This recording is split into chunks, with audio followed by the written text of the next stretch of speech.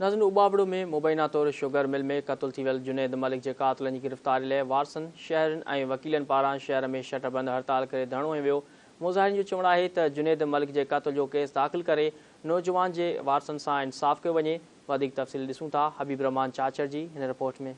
4 ॾींहं पहिरियां जेको आहे अलाए शुगर मिल में जेको आहे पोरियत जुनैद मलिक जो जेको आहे मुबैना तौर ते क़त्ल थी वियो, जंहिंजी जेको आहे अञा ताईं एफआईआर दाख़िल नथी थी आहे। शहरी जेको आहे ऐं थोरी सियासी समाजी माण्हू जेको आहिनि उहो सरापा एहतजाज आहिनि। उबावड़े जेको आहे शतरबंद हड़ताल बि कई वई आहे ऐं मेन चौक ते जेको आहे टायरनि खे बाइंड अचो था वधीक मुज़ाहिरनि खां पुछूं था जो छा चवणु आहे। बड़ो दुख थियो आहे जंहिं निज़ाम में हिकु ग़रीब यतीम ॿार जी शहादत जे लाइ एफआईआर कटाइण जे लाइ बि माण्हू खे रोडनि ते निकिरणो थो पवे। 4 ॾींहं थिया आहिनि मुसलसल एफआईआर दाख़िल नथी थिए। असांजो सुप्रीम कोर्ट चीफ जस्टिस सां अपील आहे, ख़ुदारा इहो इंसाफ़ खे ज़िंदा रहण ॾियो, इंसाफ़ खे न मरण ॾियो। इंसाफ़ हिकिड़ी उम्मीद आहे। असीं चीफ जस्टिस ऑफ पाकिस्तान वज़ीर आला सैयद मुराद अली शाह ऐं बिलावल भुट्टो ज़रदारी साहब के रिक्वेस्ट था कयूं त ही जुनैद मलिक असां सभिनीनि जो ॿार हुयो। पूरे शहर में हड़ताल कई आहे, इन्ही जे करे इन्ही गरीब के इंसाफ दिनो वने। शहीद जुनैद अहमद जो शुगर मिल में हिकिड़ो ॿार मासूम नौजवान